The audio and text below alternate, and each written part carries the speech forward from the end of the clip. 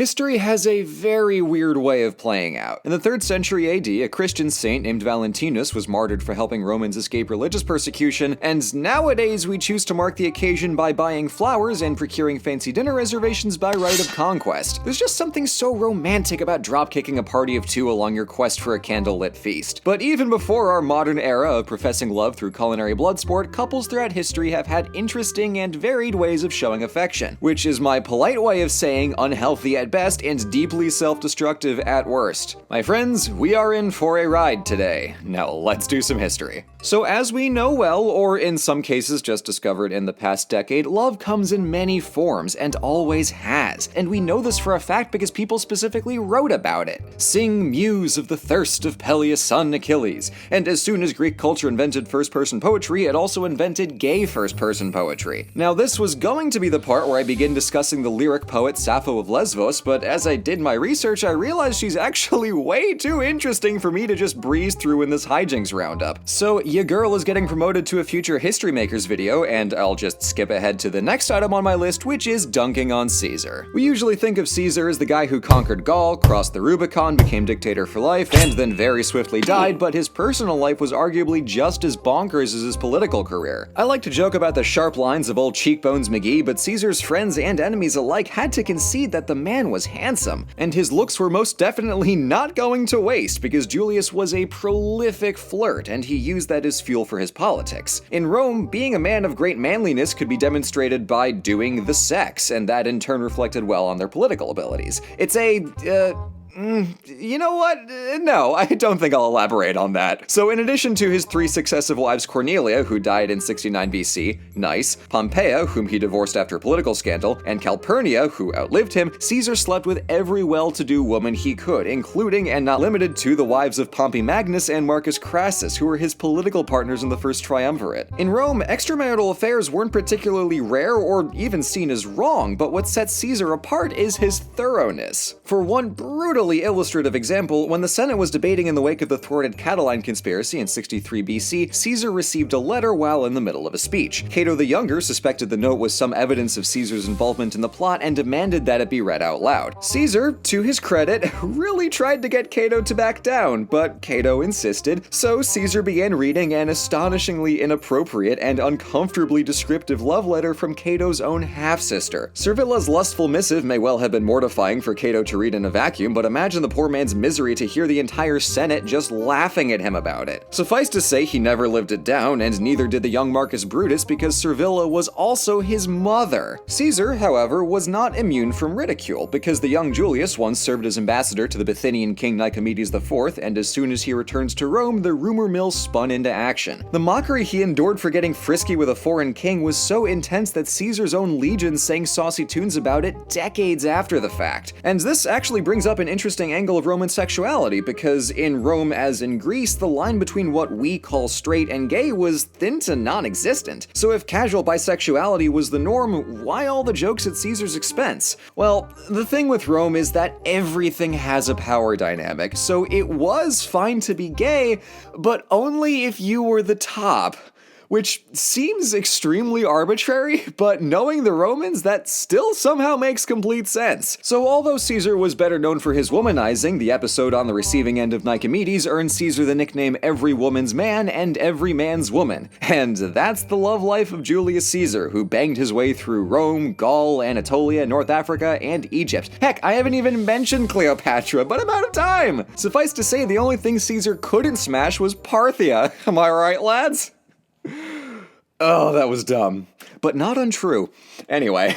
If Caesar was an example of how to build a political career on pure thirst, this story from medieval China shows how lust can be the undoing of not just one ruler, but an entire empire. This tale is immortalized in Bai Juyi's poem, The Song of Everlasting Sorrow, so you know right off the bat this one's gonna go great. But let's start with the history and hop into the Tang dynasty during the reign of Emperor Xuanzong. During the early part of his reign, the emperor is rightly credited with improving foreign trade relations along the Silk Road and at sea, reforming the military to become a professional force instead of a conscript conscript army and generously subsidizing literature and artistry. But apparently, working one's butt off for a decade and a half to lift China into a golden age of prosperity and culture can get a bit tiring. So starting in 734, the emperor began delegating more responsibilities to his wife, the empress. She appointed Li Linfu as chancellor, and when she died 3 years later, Li found himself as the acting head of state. So, what do you do when you need to keep an emperor entertained for basically the rest of his life? You import a palace full of women. But of those 3,000-odd concubines,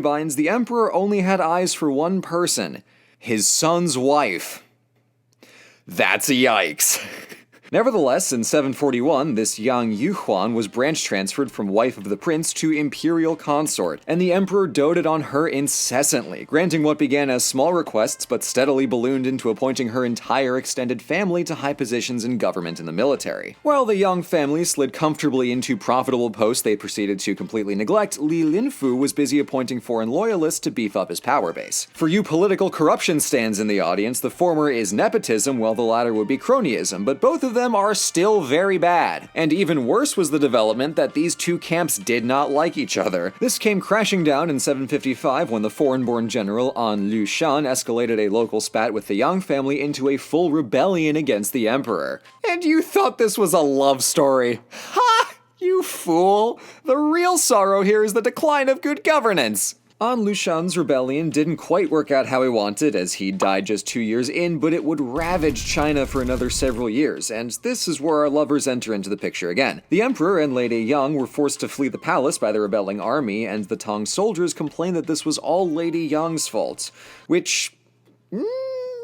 and they forced her to kill herself. Technically, the emperor was consulted beforehand, but clearly in a, hey, just so you know, we are doing this kind of way, as opposed to asking permission. So Lady Yang died, and the emperor was heartbroken, so he abdicated to his son, who spent the rest of his reign fighting the rebellion. This marks the second worst thing Xuanzong ever did to his son, aside from, you know, the inciting incident. As I mentioned at the start, this story is most famously recounted in poetry, but weirdly, it's set all the way back in the Han Dynasty. In that version of the story, the systemic corruption is glossed over, and Lady Yang dies to motivate the emperor to focus on winning his battle. And after the victory, everyone is just sad for 100 lines, without stopping to note that the couple brought this all on themselves. It would seem the poet was uninterested in the long-term consequences of severe government neglect, which is precisely why I don't write love stories. Okay, now that we've witnessed a debacle, let's take a look at a tragedy. We all know that arranged political marriages were rarely fun for anyone involved, but nothing tops the marriage of King Louis XVI and Marie Antoinette. The first two tales in this video were not what I would consider fun, but this story is just awful everything. So after the 7 Years' War shuffled the diplomatic map of Europe, France and Austria found themselves needing to forge an alliance, so the sitting royals arranged for Princess Marie to marry into the French monarchy via Dauphin Louis. The pairing was an immediate disaster, as a firework display on their wedding night blew over from stiff wind and caused the crowd, whom the rockets were now firing into, to panic and stampede, killing anywhere from a couple hundred to a few thousand people. The couple went out of their way to financially compensate families affected by the tragedy, but man, that is a rough start, and it did not get better. Thing is, neither Louis nor Marie wanted anything to do with this situation. When he was born, his grandfather, Louis XV, was still king, and his older brother was in line for the throne. By 1774, his brother, father, and grandfather died, leaving this poor 20-year-old as King Louis XVI, when the shy, indecisive homebody would have been much happier just reading and locksmithing. Marie, by contrast, was social, showy, and expensive, having a taste for fine clothes, sprawling gardens, and chocolate. She started every day with a cup of hot chocolate and whipped cream, which is a powerful morning routine. Well, morning is a stretch, because she woke up around noon after spending every night on the town. So there was a pretty clear disconnect between the pair, and the conspicuous lack of a child fueled 7 years of gossip since their marriage in 1770, on top of the garden variety complaints that anything and everything was her fault because she was an icky gross foreigner who went to parties. And of course, rumors of Marie's infidelity circulated from the start, but come on, who did they think she was? Caesar? Roasted. Now, the lack of an heir could have been for a lot of reasons, and remains the subject of far too much speculation. Contemporary accusations that Louis suffered from PP too small were a result of the perceived connection between weak political performance and insufficient manliness. But if the uncomfortably thorough court records on the subject are anything to go by, Louis was more likely afflicted with, ouch, PP too big. Yep. This was not made better by the fact that the king and queen slept in separate rooms connected by a very public corridor that passed right in front of the royal court, who would have known exactly what Louis was up to at that hour of the evening. 7 years into this nightmare, the Queen of Austria sent Marie's brother to give Louis the pep talk and/or surgery he needed to begin having children with Marie. Cool. Awesome. Just fantastic. I hate everything about this. Why can't you just let this poor library ace live his life? Sickos. Anyway, as if the situation couldn't get worse, then the French Revolution happened. Faced with colossal state debt and factionalism in the court, Louis was beset by interlocking problems that even a much more capable monarch would crumble under. One thing leads to another, I am not getting into it, and soon Louis was public enemy number 1.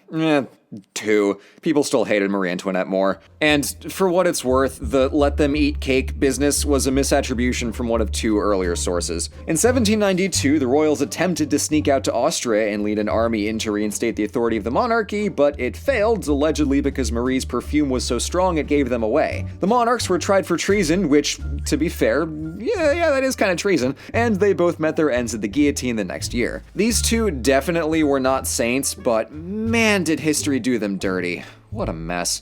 Though we've been talking about the joyful subject of love, I would still like the record to show that I distinctly did not have fun today, so I'm firmly marking these tales as blurst. But that aside, what can we learn from all this? Well, that's tough, but let me try to spin this. First, don't have affairs. You never know when your mistress's son might just stab you. Second, maintain a healthy work-life balance, and while you're at it, maybe don't steal your child's spouse. And third, recognize when a pairing is just not good for anyone. Truly, every detail I learned while researching this video made me wish I had never started, and I'm frankly shocked that our disaster species was ever allowed to make it this far. Thank you for watching. Researching this video forced me to actually Google search the phrase Louis XVI penis, and no amount of therapy can make that unhappen.